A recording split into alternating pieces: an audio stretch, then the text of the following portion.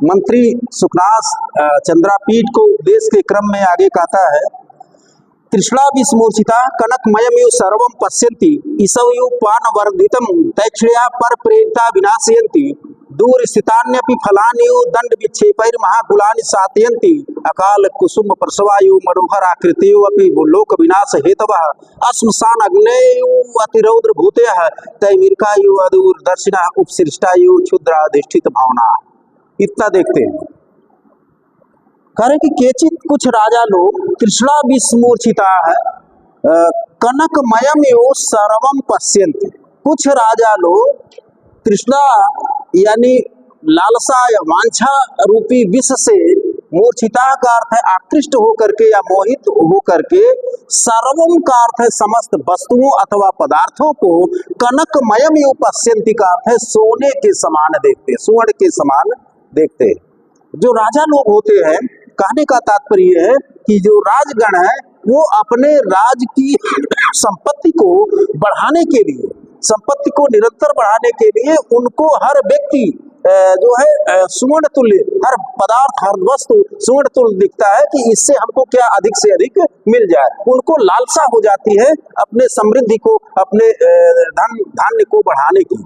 तो उसी संदर्भ में जो है, क्योंकि युवराज पद पर अभिषिक्त होने वाला है वह चंद्रापीठ, तो उसको एक तरह से उपदेश के माध्यम से सजग कर रहे हैं। तो केचित कुछ राजा लोग तृष्णा विष मोचिता कनकमयम एवं सर्वम पश्यति, तृष्णा रूपी विष से मूर्छित या मोहित होकर के सर्वम सभी को कनकमयम एवं पश्यन्ति सोने के समान देखते हैं। और क्या करते हैं? केचित सब में जुड़ा हुआ है, ईसव यु पान वर्धितम तैक्षणया पर प्रेरिता विनाशयन्ति। ईसव यु, ईसु कहते हैं, ईसव इति बाण, धनुष का बाण ईसु कहलाता है।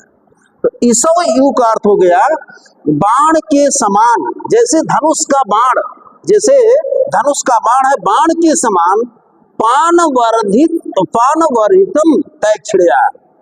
पान वर्धितम का अर्थ है शान पर, वर्धित का अर्थ है रगड़ करके बढ़ाए गए, तैक्षणया का अर्थ है उसके नुकेलेपन को, तीक्ष्णता के कारण।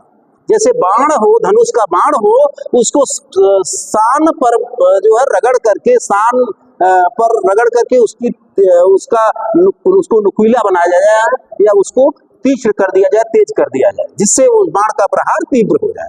तो कह रहे हैं कि ईसव यु का अर्थ हो गया बाण के समान, पान वर्धित तैक्षणया, पान वर्धितम तैक्षणया, शान पर चढ़ाकर बढ़ाए गए तीक्ष्णता के कारण, तेजी के कारण उसकी धार बना दी गई। तो तीक्ष्णता के कारण पर प्रेरिता, पर का अर्थ हो गया यहाँ धनुष, और बाण के संदर्भ में हो गया धनुष। पर प्रेरिता का अर्थ है धनुष से प्रेरित होने पर, वह बाण है। पर प्रेरिता का अर्थ हो गया धनुष से प्रेरित होने पर, यानी धनुष से छोड़े जाने पर विनाशयन्ति। विनाशयन्ति का अर्थ है लोगों का विनाश करते हैं। जैसे कोई धनुष का बाण जो है शान पर चढ़ा करके तीक्ष्ण कर दिया जाए, उसको तीखा बना दिया जाए और धनुष से प्रेरित कर दिया जाए, छोड़ा जाए जो है, तो वह आगे क्या करता है, जिस पर भी आघात करेगा उसका विनाश करेगा। उसी तरह से कह रहे हैं कि ईसव यु बाण के समान, इससे दो अर्थ हो जाते हैं। ईसव यु बाण के समान, पान वर्धित तैक्षणया। अब यहाँ पान वर्धित का अर्थ हो गया मद्यपान करने से, मदिरा पान करने से, वर्धित का अर्थ है बढ़े हुए, तैक्षणया का अर्थ है तीक्ष्णता के कारण, उग्रता के कारण। जब कुछ राजा लोग मदिरा पान कर लेते हैं तो उग्रता बढ़ जाती है, तीक्ष्णता बढ़ जाती है। तो कह रहे हैं तो ईसव यु बाण के समान, केचित कुछ राजा लोग पान वर्धित तैक्षणया का अर्थ है मद्यपान करने से बढ़े हुए उग्रता के कारण, पर प्रेरिता, यहाँ अर्थ इसका भी दूसरा हो गया। पर का अर्थ है दूसरे के द्वारा, प्रेरिता का अर्थ है चढ़ाए जाने पर, दूसरे के द्वारा प्रेरित किए जाने पर विनाशयन्ति, जो सज्जन लोग हैं उनका भी विनाश कर डालते हैं। तो जब मद्यपान कर लिए और कोई दूसरा उसमें से चढ़ा दिया या प्रेरित कर दिया, तो जो अच्छे लोग हैं उनका भी विनाश कर डालते हैं। जैसे बाण जो है शान पर चढ़ा करके तीक्ष्ण कर लिया जाता है और धनुष से छोड़ने पर शत्रु का या अन्य का, किसी निर्दोष का भी विनाश कर देता है, उसी तरह से केचित कुछ राजा लोग ईसव यु का अर्थ हो गया बाण के समान, पान वर्धित तैक्षणया, मद्यपान करने से वर्धित का अर्थ है बढ़े हुए, तैछड़िया का अर्थ है तीक्ष्णता के कारण, उग्रता के कारण, पर प्रेरिता दूसरे के द्वारा बताए जाने पर, कहे जाने पर, विनाशयत का अर्थ है लोगों का नाश करना। आगे कहा रखिए, दूर स्थितान्यपि फलानि दंड विक्षेपैर महाकुलानि सातयन्ति। दूर स्थितान्यपि, दूर स्थित होने पर भी, केचित सब में जुड़ा हुआ, कुछ राजा लोग दूर स्थितान्यपि का अर्थ है दूर स्थित होने पर भी, फलानि फल के समान, एक में हो गया फलानी हो गया दीर्घ संधि, फलानी फल के समान, दंड विक्षेपई, दंड विक्षेपई का अर्थ है कि दंड प्रहार के कारण, यानी डंडा फेंक कर मारने के कारण, दंड विक्षेपई का अर्थ है दंड प्रहार के कारण, महाकुलानी, महाकुलानी का अर्थ है उस फल के गुच्छे को, फलानी महाकुलानी, फल के गुच्छे को सातयंती, सातयंती का अर्थ है नष्ट कर देते हैं, यानी तोड़ करके गिरा देते हैं या नष्ट कर देते, तोड़ दिया करते हैं। तो जैसे डंडे के प्रहार से फल का कुल, यानी फल का गुच्छा जो है डंडे के प्रहार से गिरा दिया जाता है, वही कारण कि फलानी, फलानी का अर्थ हो गया डंडे के समान, दंड प्रहार के समान, दूर स्थिताने, दूर स्थित होने पर भी, फल दूर है और लोग डंडा उठा करके मारते हैं, पूरा का पूरा उसका पूरा गुच्छा ही गिर जाता है, अकारण ही, एक दो खाना हो तब भी पूरा गुच्छा नष्ट कर दिया।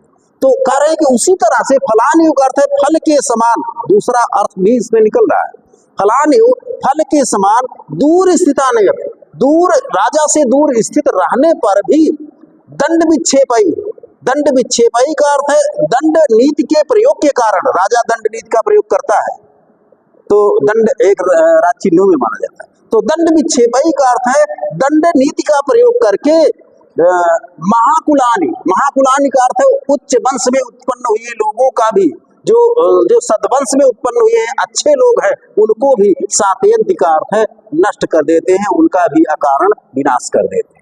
तो ऐसे मनुष्यों का राजा लोग विनाश कर देते हैं। जैसे फल को डंडे के प्रहार से दूर होने पर भी, फल उस नजदीक तो आया नहीं, कोई कारण नहीं है, दूर होने पर भी डंडे के प्रहार से जो है गिरा दिया जाता है, उसी तरह से कुछ राजा लोग दूर स्थित होने पर, कोई सदवंश उच्च कुलीन या कुलीन व्यक्ति उनके पास आया नहीं, कुछ कहने नहीं आया, अकारण ही, तो दूर स्थितान का अर्थ हो गया दूर स्थित होने पर भी, दंड विक्षेपई का अर्थ है दंड नीति का, अपने दंड नीति का प्रयोग करके, राजदंड नीति का प्रयोग करके, महाकुलानी का अर्थ है उच्च कुल या सदवंश के लोगों को भी सातयंती का अर्थ है दंडित कर देते हैं या पीड़ित कर देते हैं, उनका विनाश कर देते हैं। आगे कह रहे हैं कि अकाल कुसुम प्रसवायु मनोहर आकृतियों अपनी लोक विनाश हेतवा, कह रहे हैं कि अकाल कुसुम प्रसवायु, अकाल राजा को कहा जाता है, लोग कहते हैं कि हसन्नपि निर्पोहन्ति, एक कहावत है कि हसन्नपि निर्पोहन्ति, हंसता हुआ राजा भी मार देता है। अगर राजा बहुत हंस रहा हो तब भी सामने वाले को कब मार देगा कोई निश्चित नहीं, तो ऐसी राज प्रवृत्ति होती है। हसन्नपि निर्पोहन्ति एक कहावत है संस्कृत कि हंसता हुआ राजा भी मारता है, यानी हिंसा कर देता है। फिर आगे कह रहे हैं कि देखिए, अकाल कुसुम प्रसवायु मनोहर आकृतियों अपि लोक विनाश हेतव। अकाल कुसुम प्रसवायु का अर्थ हो गया, अकाल का अर्थ है, काल का अर्थ होता है समय, अकाल का अर्थ है असमय, तो अकाल कुसुम असमय खिले हुए फूल, प्रसव का अर्थ है उत्पन्न होना यानी खिलना, तो अकाल कुसुम प्रसवायु का अर्थ हो गया असमय खिले हुए फूल के, यू का अर्थ है समान, तो अकाल कुसुम प्रसवायु का अर्थ हो गया असमय खिले हुए फूल के समान, मनोहर आकृतियों अपनी, मनोहर आकृतियों का अर्थ है सुंदर, मन को आकृष्ट करने वाले, आकृति आपका अर्थ है आकार वाला होने पर भी, सुंदर आकृति वाले होने पर भी, केचित कुछ राजा लोग लोक विनाश हेतवः, लोक विनाश हेतवः का अर्थ है इस लोक के जगत के विनाश का अर्थ है नष्ट करने के, हेतवः का अर्थ है कारण होते, तो अकाल कुसुम प्रसवायु, असमय खिलने वाले फूल के समान। कोई किसी फूल का समय ना हो और अचानक उस लता में फूल आ जाए तो कैसा होगा, लोग उसके ऊपर आकृष्ट होने करे, ये तो अभी इसका समय नहीं, सीजन नहीं है, और ये जो है फूल आ गया तो मनोहर लगेगा कि नहीं, मन को आकृष्ट करेगा कि नहीं, लोगों का ध्यान उस पर जाएगा, लोग उसको देखेंगे। तो उसी तरह से जैसे असमय फूल खिलना और अकाल कुसुम जो है, ये विद्वानों ने या शास्त्रकारों ने, आचार्यों ने कहा कि अकाल कुसुम जो है ये महापातक का संकेतक है, विनाश का संकेतक है, महामारी का संकेतक। जिसका सीजन ना हो, अचानक ऐसा पुष्प अगर दिख जाए और सुंदर पुष्प हो तो महामारी का संकेत है, महाउत्पात का संकेत है। कहा गया है कि दुर्मौदधि विशेषाणाम काले कुसुमोद काले विशेषणाम काले कुसुमोद्गम फल प्रसवायुर्बंधस्तम महोत्पातम विदुर बुधई या विदुर बुधा। इस समय जो है फूल खिल जाना जो है, बुधा का अर्थ है विद्वान लोग, महोत्पातम विदु, महान विनाश का संकेत, विदु का अर्थ है जानते। तो राजा के संदर्भ में कहा गया कि राजा भी जो है कैसे जो है मनोहर आकृति, राजा सुंदर आकृति वाला, आकार वाला, सुंदर रूप वाला होने पर भी जो है लोक विनाश हेतु लोगों के विनाश का कारण हो जाता है। जबकि राजा की आकृति, राजा का आकार सुंदर है, किसके समान, अकाल कुसुम प्रसवायु, असमय खिलने वाले फूल के समान। असमय जो अगर फूल खिला तो इसका मतलब है कि महाउत्पात आने वाला, लोगों के विनाश का कारण हो गया कि नहीं हो गया। तो उसी तरह से अकाल कुसुम प्रसवायु केचित, कुछ राजा लोग असमय खिलने वाले फूल के समान मनोहर आकृति है, सुंदर आकार वाला होने पर भी, उधर फूल भी सुंदर है और राजा की आकृति भी, रूप भी सुंदर है, फिर भी लोक विनाश हेतु वे लोगों के विनाश के कारण हो जाते हैं। आगे कह रहे हैं श्मशान अग्नय इव अतिरौद्र भूतया। श्मशान अग्नय इव, श्मशान कहते हैं जहाँ पर शव आदि जलाया जाता है, तो श्मशान अग्नय, श्मशान की अग्नि के समान, श्मशान की अग्नि के समान अति रौद्र भूतया। अति का अर्थ है अत्यंत, रौद्र का अर्थ है भयानक, भूतया का अर्थ है राख वाले होते हैं। श्मशान की अग्नि की राख अत्यंत भयानक होती है। भयानक किस रूप में होती है कि कहीं खोपड़ी जल रही है उसी में, कहीं दांत जल रहा है, हड्डी जल रही है, वो बड़ा भयानक होता है, बड़ा रौद्र होता है। तो कह रहे हैं देखिए, और राजा के संदर्भ में दूसरा अर्थ भी निकल जाएगा इसी से। श्मशान अग्नयु, श्मशान अग्नयु का अर्थ है श्मशान की अग्नि के समान। जैसे श्मशान की अग्नि अत्यंत भयानक, भस्म वाली, राख वाली होती है, विभूति वाली होती है, उसी तरह से श्मशान अग्नयु केचित, कुछ राजा लोग श्मशान की अग्नि के समान अति रौद्र, अत्यंत भयानक, भूतयः का अर्थ है संपत्तयः, अत्यंत भयानक संपत्ति वाले होते हैं। यानी कुछ राजा के पास बहुत ज्यादा संपत्ति होती है, जितना जो है जितनी रौद्रता जो है श्मशान की अग्नि में है, उतनी रौद्रता उस संपत्ति को अर्जित करने में है, इसलिए वह भयानक संपत्ति वाले, बहुत घोर संपत्ति वाले होते हैं। आगे कह रहे हैं कि तैमेरिकायु अदूरदर्शिना, कह रहे हैं कि तैमीर कहते हैं तिमिर रोग। तिमिर रोग क्या है? तिमिर रोग है जो है एक नेत्र रोग, जिसको रतौंधी कहते हैं, जिसको रतौंधी भी कहते हैं। यानी कि रात्रि जहाँ से प्रारंभ होती है वहीं से जो है जिसको ये रोग होता है वो उसको कुछ दिखाई नहीं देता। जैसे थोड़ा सा अंधेरा शुरू नहीं हुआ कि फिर उसको कुछ दिखाई नहीं देता, अगल बगल भी नहीं दिखाई देता, ये रोग जो तिमिर रोग कहलाता है, रतौंधी जिसको कहते हैं। तो कह रहा है कि तैमीरिका यू अदूरदर्शिना, केचित का अर्थ हो गया कुछ राजा लोग, तैमीरिका यू का अर्थ हो गया तिमिर रोगी, नेत्र रोगी के समान, तिमिर नामक नेत्र रोगी के समान अदूरदर्शिना, दूर तक ना देखने वाले होते। जैसे किसी को रतौंधी रोग हो गया तो वो दूर तक नहीं देखता, कुछ देख नहीं पाता, उसी तरह से केचित कुछ राजा लोग तैमिरकायु का अर्थ है तिमिर नामक नेत्र रोगी की तरह अदूरदर्शिना। अब राजा के पक्ष में हो गया। अदूरदर्शिना का अर्थ है आगे के भविष्य को ना देखने वाले, दूरदर्शी नहीं होते। अदूरदर्शिना का अर्थ है दूर दृष्टि वाले नहीं होते, यानी कि भविष्य में उनके लिए क्या अच्छा है क्या अच्छा नहीं है ये दृष्टि उनके पास नहीं होती। तो केचित कुछ राजा लोग तैमिरकायु अदूरदर्शिना, तिमिर नामक नेत्र रोगी के समान दूर तक ना दिखाई देने वाले दूरदृष्टा भविष्य दृष्टा नहीं होते। और आगे कह रहे हैं कि उपसृष्टायु क्षुद्र अधिष्ठित भावना। उपसृष्टायु, उपसृष्टा कहते हैं, उपसृष्टा मैथुन रथ वेश्या। उपसृष्टायु मिथुन रथ वेश्या के समान, जो वेश्या जिसके यहाँ जो है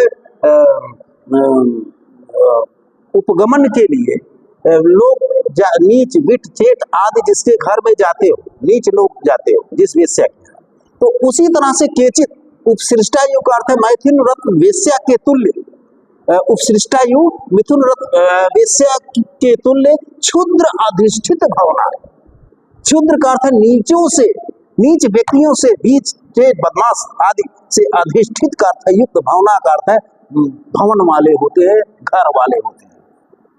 जैसे मिथुन रथ वेश्याओं के यहाँ नीच आदि बदमाश आदि जो है भरे रहते हैं उसके घर में, उसी तरह से उपसृष्टायु का अर्थ हो गया उस मैथुन रथ वेश्या के समान केचित कुछ राजा लोग क्षुद्र अधिष्ठित भावना, नीच लोगों के, नीच स्वभाव वाले लोगों व्यक्तियों से युक्त भावना, अधिष्ठित का अर्थ युक्त, भावना का अर्थ है राजभवन वाले, राजमहल वाले, राजा के बच्चे कि राजा के यहाँ तमाम बहुत नीच दुष्ट आदि लोग जो है उससे घिरा रहता है, उनसे युक्त उनका राजमहल रहता है।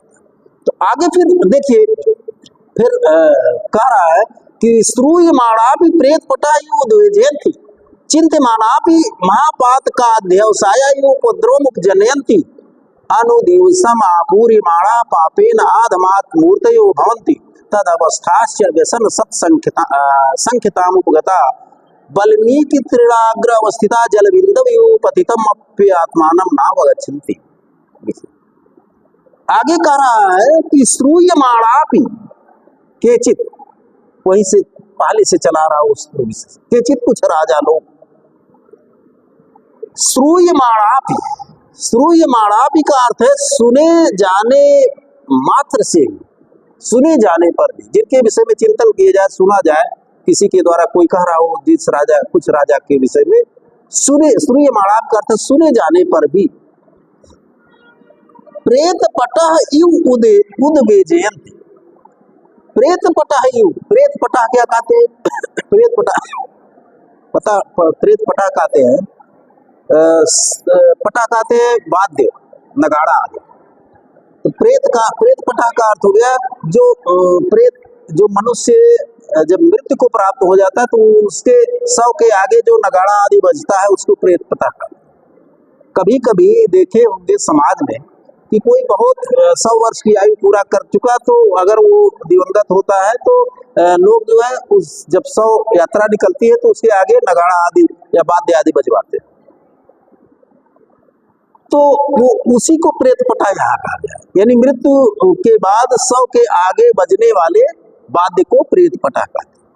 तो कह रहे हैं कि केचित कुछ राजा लोग श्रूयमाणापि, सुने जाने पर भी, जैसे किसी की मृत्यु हो जाए तो सुनने पर ही आदमी क्या होता है, विह्वल हो जाता है कि अरे तो मर गया। और वैसे भी वार्ता क्रम में न सुने, तो अगर प्रेत पटह बजने लगा, शव के आगे बजने वाला बाजा बजने लगा, तो लोग ये कहते अरे क्या हो गया, कोई मर गया क्या, विह्वल हो जाते हैं कि नहीं हो जाते।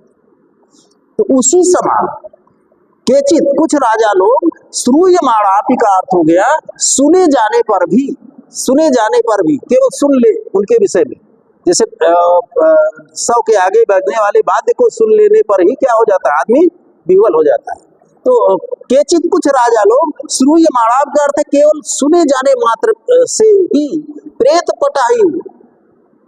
पटायु का अर्थ है 100 के आगे बजने वाले वाद्य के समान सुने जाने पर भी, श्रूयमाणाप सुने जाने पर भी उद्वेजयंती का अर्थ है उद्विग्न कर देते हैं, व्याकुल कर देते हैं। जैसे वो वाद्य सुनाई दिया तो आदमी व्याकुल हो जाता है कि कौन मरा, क्या हुआ, इस तरह से उद्विग्न हो जाता है। उसी तरह से कुछ राजा के विषय में केवल सुन लीजिए तब भी जो है जैसे लगता है कि 100 के आगे बजने वाला बाद, राजा का नाम नहीं सुने 100 के आगे बजने वाले वाद्य को सुन लिया और मन व्याकुल होने लगा। तो वही बात कर रहे हैं कि श्रूयमाणाप सुने जाने पर भी केचित कुछ राजा लोग प्रेत पटायु 100 के आगे बजने वाले वाद्य के समान उद्वेजयंत का अर्थ है उद्विग्न कर देते हैं या व्याकुल कर देते हैं। आगे कह रहे कि चिंत्यमानापि महापातकाध्यवसायोपद्रवमुपजनयत्। चिंत्यमानापि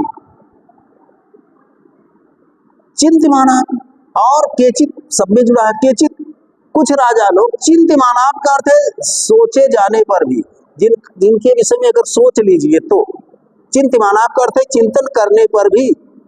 महापातकाध्यवसाय,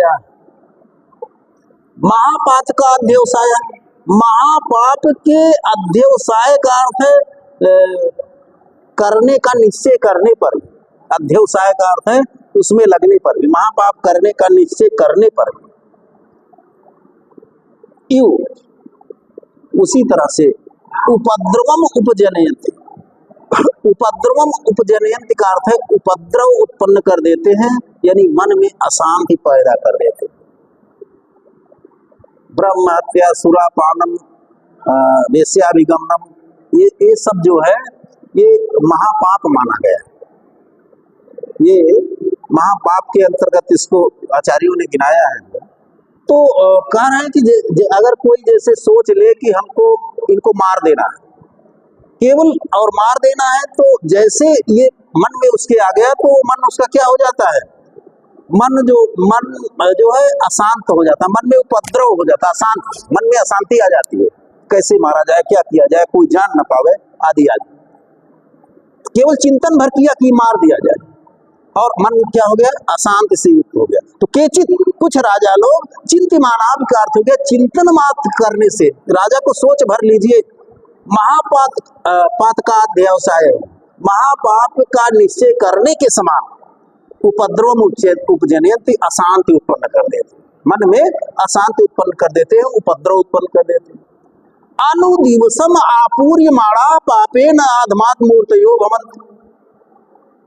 अनुदिवसम, दिवसम अनुदिवसम इति प्रतिदिवसम। अनुदिवसम यानी प्रत्येक दिन, दिवसम इति अनुदिवसम यानी रोज रोज। अनुदिवसम का अर्थ हो गया प्रत्येक दिन, आपूर्यमाणा का अर्थ है भरे जाते हुए, किससे, पापेन, पाप से, प्रतिदिन पाप कर्म से भरे जाते हुए, सदकर्म नहीं, प्रतिदिन पाप कर्म से भरे जाते हुए। आधमात्मूर्तया, आधमात्मूर्तया का अर्थ है आधमात्मूर्तया का अर्थ है पाप कर्म से भरे जाते हुए। आधमात्मूर्तया का अर्थ है कि बिल्कुल परिपूर्ण शरीर वाले, यानी जो है परिपूर्ण हो गया पूरी तरह से पाप कर्मों से, जो जिसका शरीर लबालब भर गया। तो कह रहे हैं कि केचित कुछ राजा लोग अनुदिवसम आपूर्यमाणा पापेन आधमात्मूर्तया, पापेन आधमात्मूर्तया। कुछ राजा लोग जो है प्रतिदिन पाप कर्म से भरे जाते हुए के समान। और आधमात का अर्थ कहीं कहीं किसी व्याख्या में दिया गया कि आधमात्मूर्तया फूली हुई शरीर वाले हो जाते हैं, जैसे शरीर में कूट करके पाप भर दिया गया, शरीर फूल गया। तो आधमात्मूर्तया का अर्थ है पूरी तरह से पाप से भरे हुए परिपूर्ण, वही अर्थ दोनों में संगत बैठता है। तो कह रहे कि केचित कुछ राजा लोग अनदिवसम पापेन आपूर्यमाणा, प्रत्येक दिन पाप कर्मों से भरे जाते हुए आधमात मूर्तिया का अर्थ है फूली हुई या भरी हुई शरीर वाले या परिपूर्ण शरीर वाले भवंती होते हैं। जैसे लगता है कि पाप से इनकी शरीर भर गई। और तद अवस्थाश्च, और उस अवस्था में, और तद अवस्थाश्च व्यसन सत संख्यताम उपगता वाल्मीकि त्रिणाग्र अवस्थिता जल बिंदव पतितम अपि आत्मानम ना अवगच्छति। कह रहे कि और जब पाप से भर जाते हैं च का अर्थ है और तद अवस्था, और उस अवस्था में पहुंचकर, यानी पाप का पिंड जैसे हो, तो तद अवस्था, उस अवस्था में पहुंचकर व्यसन सत संख्यताम उपगता, व्यसन सत व्यसन, सैकड़ों दुर्व्यसनों की संख्यताम उपगता, संख्या को प्राप्त होने पर, यानी सैकड़ों दुर्व्यसनों से युक्त हो जाने पर, एक दो नहीं सैकड़ों दुर्व्यसनों से युक्त होने पर वाल्मीकि त्रिणाग्र अवस्थिता, वाल्मीकि का अर्थ है दीमक के बाबी के, वाल्मीकि कहते दीमक को, दीमक के बाबी के, तृण का अर्थ है घास या तिनके के, अग्र अवस्थिता का अर्थ है आगे के भाग पर स्थित, जल बिंदु, जल की बिंदु के समान। कोई दीमक लगाया हो, दीमक की बाबी हो और उसमें घास निकली हो, तिनका निकला हो, उस पर जल बिंदु हो, उसी पर जल बिंदु हो, ऐसे यू उस जल बिंदु के समान पतितम अपि, पतितम अपि, अगर वह जल बिंदु गिर जाए उस दीमक के बाबी पर तो क्या हो जाएगा, उसका अस्तित्व क्या हो जाएगा, समाप्त हो जाएगा, फर से सूख जाएगा वो जो दीमक का बाबी। तो पतितम अपि, गिरने पर भी, यानी अपने पतित होने पर, गिरने पर भी, समाप्त होने पर भी नावगच्छन्ति, कुछ समझ नहीं पाते कि मैं पतित हो गया, मैं गिर जाऊंगा, यहाँ से मेरा अस्तित्व फिर समाप्त हो गया। तो कार्य की केचिद कुछ राजा लोग अनुदिवसम आपूर्यमाणा पापेन आधमात मूर्तयो भवन्ति, कुछ राजा लोग प्रत्येक दिन पाप कर्म से परिपूर्ण होते हुए या पाप कर्म से अपने शरीर को भरते हुए, यानी पाप कर्म से शरीर जिनकी फूल गई हो, ऐसे तद अवस्था से, उस अवस्था में पहुंचकर व्यसन संख्यताम उपगता, सैकड़ों दुर्व्यसनों की संख्या को प्राप्त हुए, एक दो नहीं सैकड़ों दुर्व्यसनों से युक्त होते हुए वाल्मीकि त्रिणाग्र अवस्थिता, वाल्मीकि या दीमकों के तिनके के अग्रभाग पर स्थित जल बिंदु, जिसका कोई अस्तित्व नहीं है, ऐसे जल बिंदु, जल बिंदु के समान पतितम अपि, गिरने पर भी, अगर गिर गया तो तत्काल वो बाबी क्या होगा, सूख लेगा। पतितम अपि, पतित होने पर, नीचे गिरने पर, अपने धीरे धीरे समाप्त होने पर भी आत्मानम, आत्मानम अपने को, कि मैं बहुत पतित होता चला जा रहा हूँ, वो आत्मानम अपने को नावगच्छन्ति, नहीं समझ पाते कि मैं जो है धीरे धीरे मेरा पतन हो रहा है। तो नावगच्छन्ति, नहीं जान पाते, नहीं समझ पाते। ठीक है।